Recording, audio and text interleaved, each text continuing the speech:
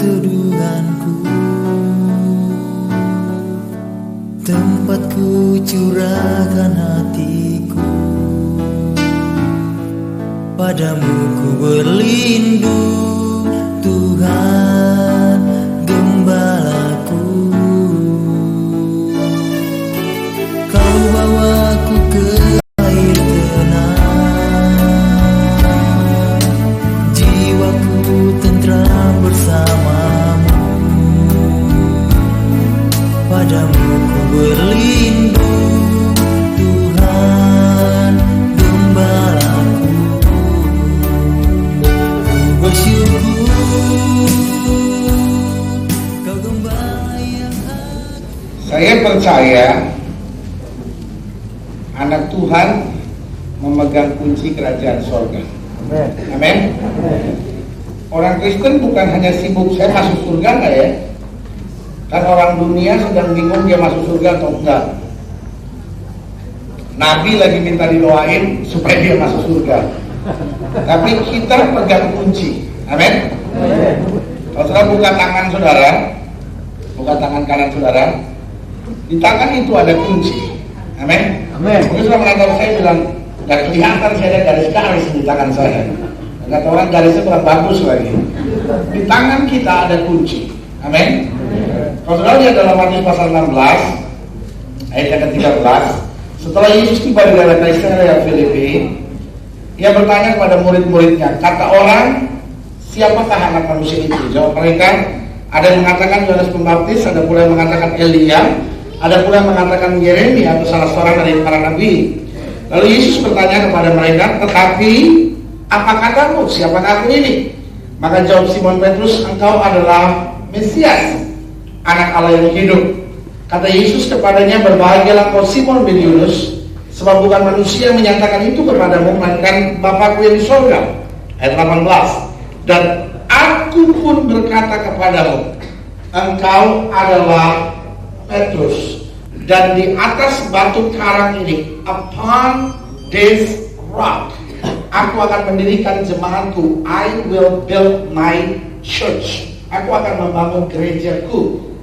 Ayat ini bilang, dan alam maut tidak akan menguasainya. Pit of hell shall not prevail on it. Kuasa jahat yang paling jahat sekalipun dari pit of hell, dari titik surga yang paling dalam sekalipun tidak akan bisa menguasainya.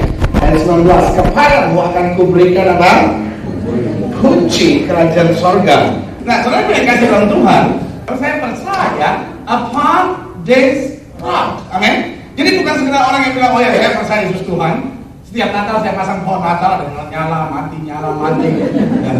Dan kalau semua mati kita bingung kenapa lagi mati. Dan kalau udah beli yang baru, ya kan? Nah, hidup Kristen bukan sekedar itu, tapi hidup Kristen mendengar dan melakukan firman. Jadi kalau kita tak mendengar dan melakukan firman, kita boleh punya KTP Kristen, tapi we are not Christian. Kita bukan Kristen. Tahukah saudara, ada banyak orang Kristen yang tidak Kristen. Amin. Ada banyak orang Kristen tapi tidak Kristen. Dia kiri kanan saudara tanya, kamu Kristen nggak? Ya, orang boleh bangga dan bilang, I'm Christian, ya kan? Tuhan bilang, no, it's not, ya kan? No. Karena kekristenan adalah upon this rock. Amin. Kekristenan bukan membangun di dasar pasir. Alkitab bilang orang yang mendengar firman, dengar. Oh, pendeta ngomong, amin.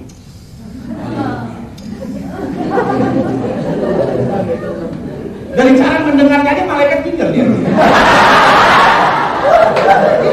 Jadi nggak bisa ya. Dari cara mendengarkannya malaikat pintar. Malaikat bilang gua aja nggak bisa begini-begini amat. Oh, nanti kalau dia hidup, kalau dia mulai bisnis, dia mulai kerja, setan pun sampai deg-degan ngeliat dia. Setan bilang gua aja nggak gitu-gitu amat.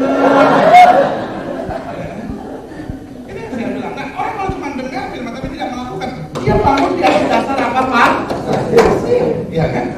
Nah kita kan doa supaya dunia roh ministry ini dibangun di atas upon this rock. Amin. Ya kan? Dan siapa cuma saudara? Alkitab bilang dengar dan apa melakukan. Dan Alkitab bilang kalau dibangun di atas batu karang, Alkitab bilang apa? Pintu alam maut tidak dapat menguasainya. Amin. Nah persoalan hidup Kristen sekarang terlalu banyak orang Kristen yang lemah. Dan selalu saya pelajari, terlalu banyak orang Kristen yang nangis. Ya kan? Sekarang di gereja persoalan banyak orang adalah orang senang kalau dia nangis. Dan dia kalau nangis dia rasa hadirat Tuhan. Kalau belum nangis belum hadirat Tuhan. Mata ngalir karena rasakan hadirat Tuhan, it's good. Amin. Ya. Tapi jangan kebanyakan nangis. Ya kan? Ada banyak orang yang ada masalah gitu. Ada banyak orang kalau dia nangis bukan karena kuasa Tuhan, dia nangis karena lakinya belum pulang. That's true. Ya. Kadang-kadang saya sebagai orang alkohol itu teman-teman. Yang kayak gini gak akan bakal terima mujizat. Ya. Saudaraku, Alkitab cerita wanita yang pendarahan 12 tahun, dia datang pada Yesus. I don't know, dia nangis atau tidak. Tapi kalimatnya dia bilang ini, asal ku jamah cobanya aku sembuh. Amin. Dia nggak bilang aku ditampung berdarah dulu. Aku udah nggak pulang, aku siap pada saya. Mana hemat Victor Action belum ada zaman itu. Dia nggak nangis ngeluh tentang persoalannya, tetapi dia tahu bahwa itu sanggup. Amin. Ada banyak orang yang terlalu banyak nangis, sampai setan pun udah nggak berani ganggu. Setan pun nggak usah diganggu, itu juga jatuh sendiri.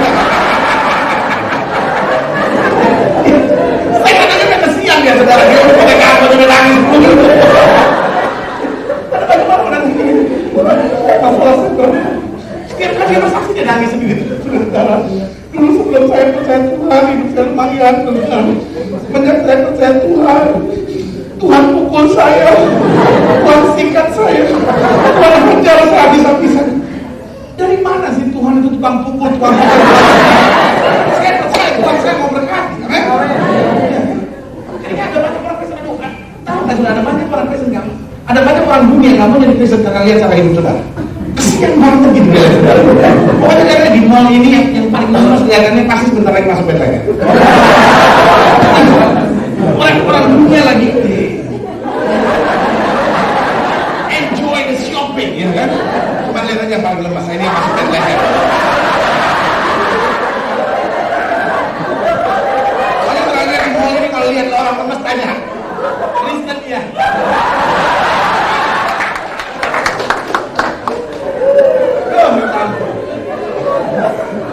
Upon this rock, amin. Jangan orang Kristen yang model begitu lagi, amin. Jangan orang Kristen yang kayak lemes gitu. Mulai sekarang kalau keluar sudah make sure bahwa setiap orang tahu yang paling semangat di mall ini adalah orang-orang yang keluar dari Bethlehem. Karena begini semua.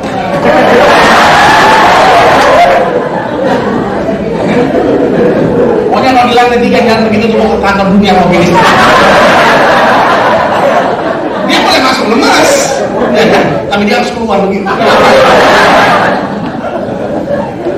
saya gregetan juga kalau lihat orang Kristen masuk gereja. Saya biasanya juga udah malas ganggu dia. Ya, muslim. Jalan-jalan mereka juga jatuh. Tuhan cari orang yang hidup dengan kuasa, men. Sama-sama bilang saya punya kuasa. Kita bilang kepadamu mau berikan apa? Kunci kerajaan surga, amin. Jadi kalau dokter mulai bilang sama saudara penyakit jantung sudah nggak bisa disembuhkan, oh jangan takut, apa dong?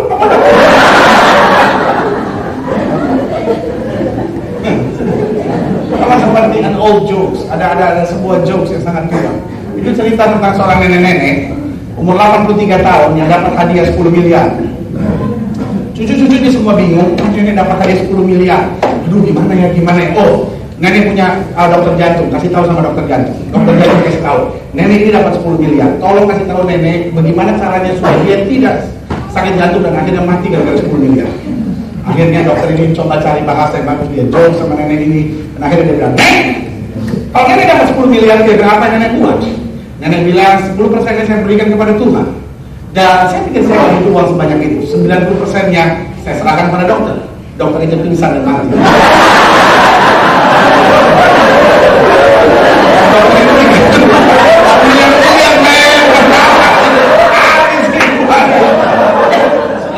itu Tuhan kita punya kunci kerajaan surga. Amin.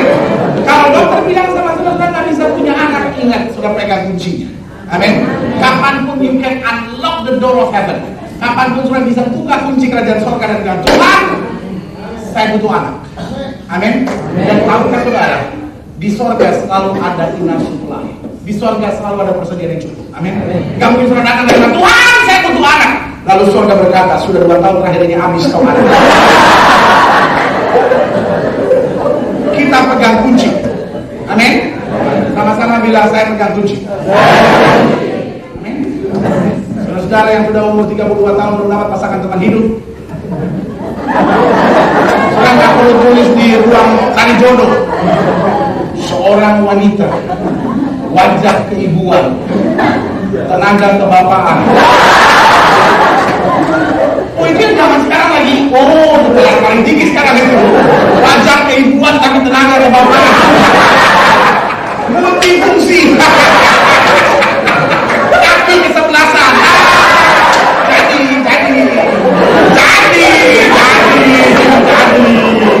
Oh itu wanita paling mantap. Keluaran 2003. 2004 stok udah habis. Minta ampun. 30-an tahun pasangan teman hidup belum dapat. Aduh, tidak perlulah. Gimana ya pendeta Matius, Markus, Lukas, Yohanes, Israel, Yeremia, Yehezkiel, Petrus, Paulus tidak menjumpai terpaksa Abu Bakar dan Muhammad. Kita pegang kunci kerajaan surga. Amin. Dan kalau kita pegang kunci kerajaan surga berarti nggak ada yang perlu kita takut. Amin. Nah pertanyaannya bagaimana kita hidup membangun hidup kita sebagai orang yang penuh dengan kuasa. Saya lihat ada beberapa hal penting yang harus kita pelajari. Yang pertama, kita harus hidup dalam keberanian. Amin. Tuhan tidak pernah berkati penakut. Alkitab bilang orang yang takut dan gentar suruh pulang. Amin. Seorang penakut dikasih senjata dia juga nggak bisa buat apa-apa. Dia lihat musuhnya dia ketakutan. Dan saking dia takutnya dia salah naruh senjatanya. Mestinya senapannya ke sana dan ini dia kembali keluar dia mati. Ya. Tuhan bilang sama Gideon orang yang takut dan gentar suruh pulang. Amin. Artinya Tuhan tidak pernah membutuhkan penakut dalam ladang Tuhan. Tahukah saudara, penakut adalah virus dalam pekerjaan Tuhan. Amin. Kita berdoa supaya jangan ada seorang penakut pun ada di pelayanan dunia roh ministry. Amin. Karena ini urusan yang lain-lain, saudara. Urusan sama setan-setan. Setan itu tidak pernah takut. Bayangkan, setan Yesus pun dia ganggu. Yesus nih, setan tahu dia kalah sama Yesus. Tahu persis. Tapi dia datang dalam bentuk ular. Kenapa dia datang dalam bentuk ular? Lo tahu kenapa? Karena ular nggak punya kaki. Kakinya kebetar soalnya. Kalau setan datang dalam bentuknya sebagai setan, kelihatan sekali kakinya kebetar. Sedangkan kalau bentuk ular kan nggak ada kakinya kan? Kalau cuma ujung-ujungnya aja kebetar. Dia takut sekali sebetulnya. Dia dalam bentuk ular berapa? Yang mulai bilang, jika engkau anak Allah roba batu menjadi roti. Saudara boleh kasih dalam Tuhan. Dari sini kembali kita lihat bahwa setan itu kadang-kala satu-satunya sifat baik yang setan punya, setan nggak pernah menyerah. Amin. Kalau kita jadi orang Kristen mudah menyerah, kita dipermainkan setan terus. Kalau kita jadi orang Kristen mudah takut, kita akan dipermainkan setan terus. Tahukah saudara, orang-orang yang punya iman kepada Kristus adalah orang-orang yang berani. Amin. Kenapa kita berani? Karena kita tahu bahwa yang ada di dalam kita lebih besar. Amin. Tuhan cari orang-orang yang berani. Dan orang-orang yang berani, kenapa kita berani? Berani itu beda sama nekat. Nekat itu berani tanpa pikiran. Tetapi berani itu berarti saya berani, kenapa? Karena saya tahu janji Tuhan bilang orang yang berjalan bersama Tuhan tidak akan pernah dipermalukan. Ya, mereka termakan. Dan kiri kanan saudara bilang sama dia, kamu harus berani. Nah, dan kiri kanan saudara bilang, tapi berani sama setan. Jangan berani sama suami.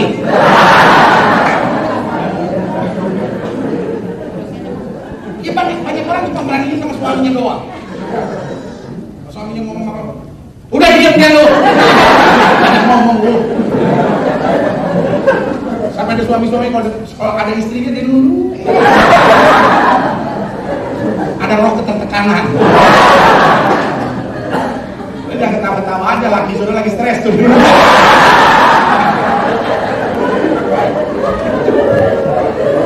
Jadi yang pertama kita harus jadi orang-orang yang berani.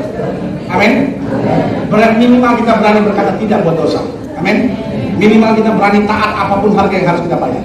Minimal kita berani lakukan firman Tuhan, seturut firman Tuhan, apapun kondisi yang harus kita hadapi. Amin. Yang pertama, saya harus jadi orang berani. Amin. Yang kedua, bagaimana supaya kita jadi orang percaya yang punya kuasa? yang hidup di atas batu karang dan memegang kunci kerajaan surga. Yang kedua, saya beri nama kita harus punya karakter yang baik. Amin. Tahu nggak saudara, ada banyak masalah terjadi dalam hidup kita, seringkali bukan karena setan. Ada banyak masalah dalam hidup kita terjadi cuma karena karakter kita nggak baik.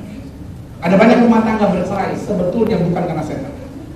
Kita teriak-teriak, ini setan, ini gara-gara setan. Setan nggak mungkin, nggak mungkin kita mau. Iya, kita kadang-kadang kita apa-apa setan, sampai setan aja bilang, enggak mau apa-apa.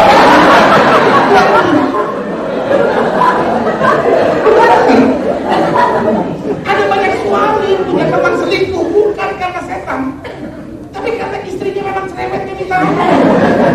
Ada yang bilang, ini suami saya ini pendeta, disantet kali dia. Sampai dia mau lihat saya, enak. Saya tanya sama suaminya, kenapa sih kalau lihat ibu? Bayangin aja pendeta, dia kadang-kadang 3 hari nggak ganti daster. Itu nggak perlu setan bilang lu ganti daster dong. Nggak urusan gua.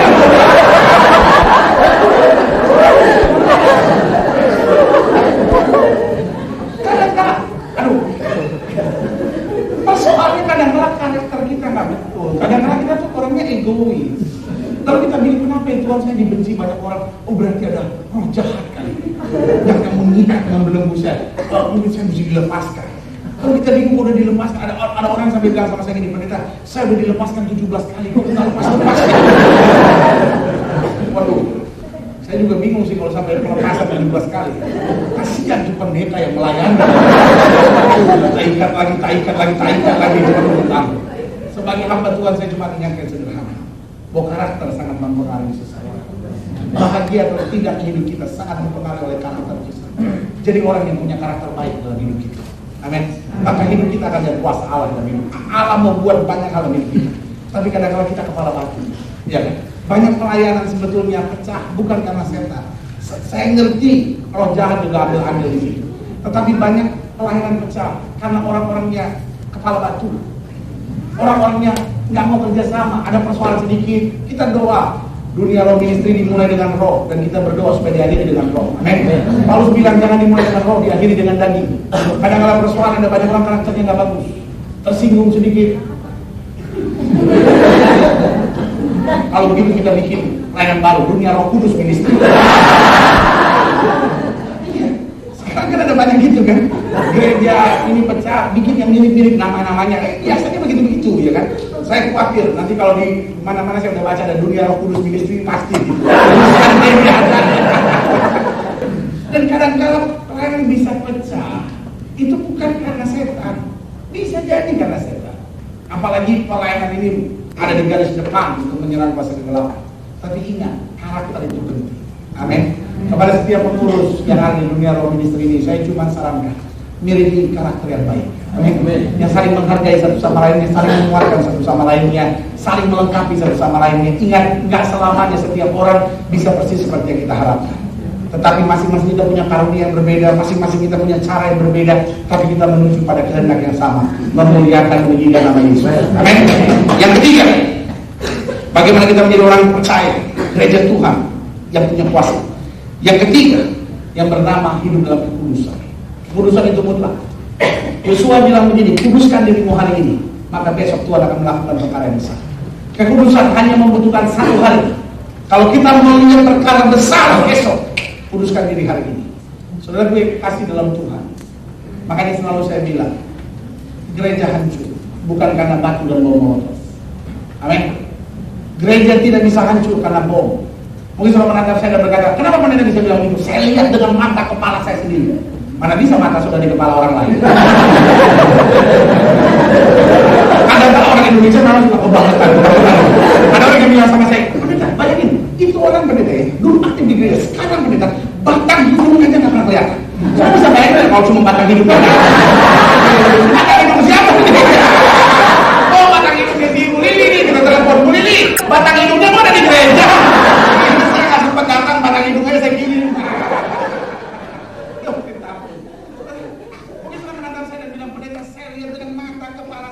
Gereja hancur karena bom, gereja hancur karena batu dan bom molotov.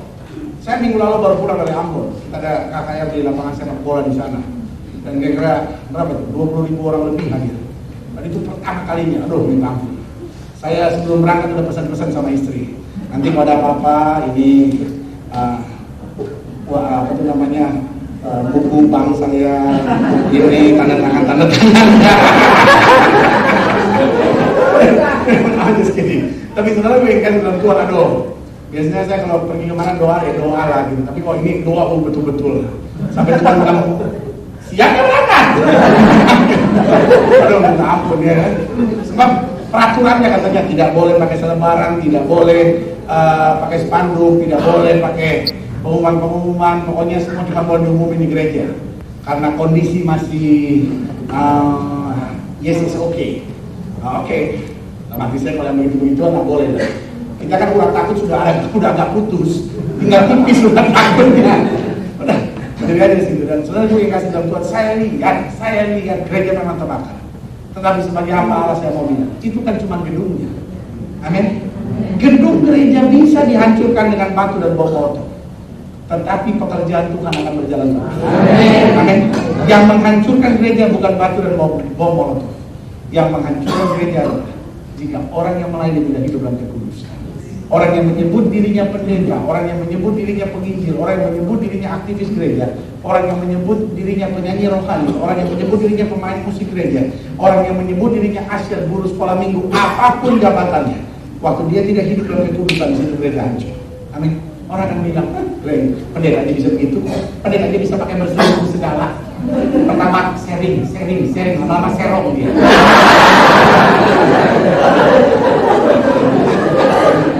Pertama katanya cuma temen, lama-lama demen, lama-lama samen. Karena itu sebagai hamba Allah saya ingatkan, saudara mulai puasa tapi dibutuhkan kekudusan. Amin. Saudara yang melayani, biarlah melayani dalam kekudusan. Kekudusan itu dari hati, pikiran, hidup kita sepenuhnya hidup dalam kekudusan. Hanya orang-orang kudus yang punya kuasa. Amin. Jangan cuma pikir, waduh, berarti kalau kita mau melayani dunia roh, apa yang harus kita punya? Saudara gue yang kasih dalam Tuhan. Saya setuju dengan salah satu bapak yang bilang, saya orang biasa, nggak punya apa-apa. Tetapi kalau kita mau hidup dalam kekudusan, kekudusan akan mendatangkan kuasa dalam hidup kita. Dengan tegas Yesus bilang, kuduskan dirimu hari ini, dan besok Tuhan akan melakukan perkara besar di antara kamu. Amin. Jadi orang-orang yang hidup dalam kekudusan. Selalu saya bilang, surah hafal Alkitab dari mulai Kejadian sampai Wahyu, itu nggak ada apa-apanya kalau sudah hidup dalam kekudusan. Tapi walaupun sudah hanya tahu satu ayat saja, tapi sudah hidup dalam kekudusan, satu ayat itu bisa menyingkir balikan kerajaan setan dan membawa dalam kemuliaan Allah. Amin. Jadi yang pertama apa? Hidup dalam keberanian. Lalu yang kedua miliki karakter yang baik. Yang ketiga hidup dalam kekudusan. Yang keempat berjalan dalam iman. Saudara gue yang kasih dalam Tuhan, pekerjaan Tuhan harus selalu didasari dengan iman. Amin. Punya program itu bagus, tapi kalau nggak ada iman nggak ada artinya apa-apa. Apa itu iman? Iman adalah dasar dari segala sesuatu yang kita harapkan dan bukti dari segala sesuatu yang tidak kita lihat. Berarti walaupun saya tidak lihat, tapi saya punya iman. Walaupun saya belum mengalaminya, tapi saya punya iman. Saudara gue yang kasih dalam Tuhan, pekerjaan Tuhan selalu harus dijalani oleh bukan orang yang pintar, tapi yang saya sebut man of faith. Amin. Pekerjaan Tuhan tidak pernah bisa maju meskipun di dalamnya ada orang-orang pintar, orang kaya, orang-orang hebat. Tapi pekerjaan Tuhan akan maju kalau di dalamnya ada man and woman of faith. Orang-orang yang hidup dengan iman, orang-orang yang punya pandangan ke depan. Kalau dia pintar, dia harus pintar tapi dengan iman. Amin. Jangan on juga lah. Kalau pekerjaan di dalam pekerjaan Tuhan tentang pekerjaan Tuhan, makanya aduh minta ampun. Kadang-kala gereja Tuhan nggak bisa maju. Nggak tahu kenapa. Kalau orang punya anak 5, dia bilang gini, ini anak saya yang pertama gagah sekali, hebat, pintar lagi, sekolah ke Kanada, ke Amerika, biar dia jadi orang hebat. Anak saya yang kedua, dia cukup cantik, tapi kurang pandai dia. Biar dia model aja, model, lumayan tingginya sedang. Yang listrik aja sih lewat sama dia. Anak saya yang ketiga kurang gagah, tapi pintar. Ini suruh jaga toko aja di Glodok. Anak saya yang keempat jelek tapi kuat, suruh jadi atlet. Nah anak saya yang kelima ini udah jelek, bodoh, nakal, pakai narkoba lagi. Ini sekolah pendeta aja. Aduh, minta ampun. Jadi udah yang sisa-sisa banget. Lalu kita pakai ayat, karena yang bodoh dari dunia akan Tuhan pakai untuk memperbaiki. Saya percaya kalau yang bodoh dari dunia bisa Tuhan pakai untuk memperbaiki yang pintar, apalagi yang pintar. Amin. Tapi apakah sudah pintar, apakah sudah kaya, apakah sudah apapun, men and woman of faith itu yang dibutuhkan. Amin. Orang-orang yang tidak punya iman, kalau melayani Tuhan itu repot. Banyak yang khawatir, banyak yang mau maju satu langkah mikirnya 200 langkah. Itu tapi nanti begini, nanti gimana?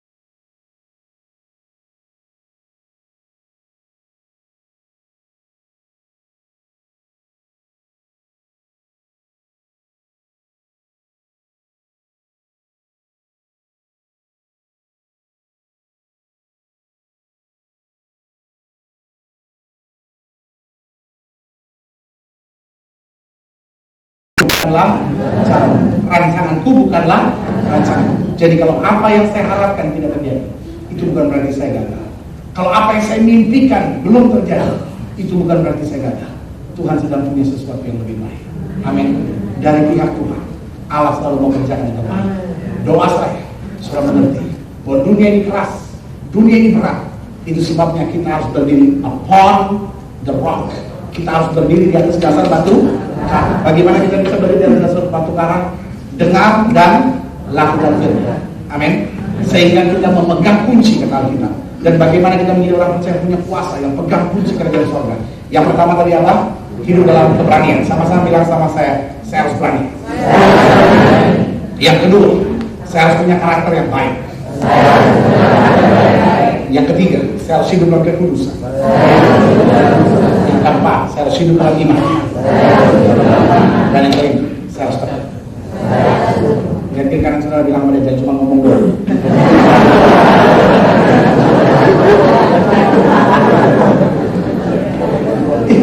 Kadang-kadang kita kalau ngomong ikutin pendeta ini kan gampang kan. Saya harus berani, saya harus punya karakter yang baik, saya harus hidup dalam kekudusan, saya harus hidup dalam iman, saya harus hidup dalam ketekunan. Tapi dalam perjalanan sehari, Tuhan kan saya masih manusia biasa, susah juga kan. Saudara, sudah terlampau banyak orang yang jadi orang Kristen main-main. Sudah terlampau lama setan tertawa lihat orang Kristen. Tahukah saudara? Setan hari-hari ini udah gak takut lagi sama orang Kristen. Sebab apa? Orang Kristen yang berzina ya banyak, orang Kristen yang pakai narkoba ya banyak. Betul? Lu iya. Suaminya namanya Lukas, istrinya namanya Maria, teman selingkuhnya namanya Magdalena.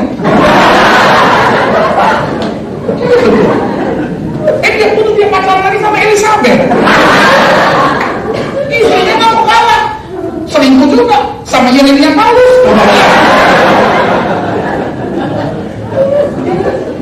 Sama juga lihat kadang-kadang di night club, ya kan? Yang nyanyi namanya Marka, ya kan? Yang main band, ya kan? Namanya Paulus, ya kan? Satpamnya namanya Stefanus, ya kan? Hostesnya namanya Esther, ya kan? Minta ampun. Maaf kalau namanya yang disebut-sebut. Jangan sakit hati. Mas sebut. Tapi yang saya mengingatkan kepada saudara, saya kan hari-hari ini nggak takut sama orang Kristen. Kenapa? Banyak orang Kristen yang main-main. Tapi saya doa sehingga dibangkitkan oleh Tuhan, bukan hanya orang yang menyebut dirinya Kristen, tapi orang yang pegang kunci kerajaan surga. Amin. Itu sebabnya saya percaya pelayanan ini dibangun, dunia roh ministry ini dibangun dengan kesadaran bahwa Tuhan, kami mau berjalan dengan kuasa yang Tuhan berikan kepada kami. Dan saya berdoa buat setiap saudara, siapapun saudara, mari jadi orang percaya yang dibangun dari dasar batu karang. Amin. Pegang kunci kerajaan surga. Nggak perlu takut untuk apapun. Karena Alkitab berkata, singa muda boleh meranak lapar, tapi orang yang taat kepada Tuhan tidak pernah kekurangan sesuatu. Kita bagi berdoa. Tempat penantian jiwaku, tempat perhentian jiwaku.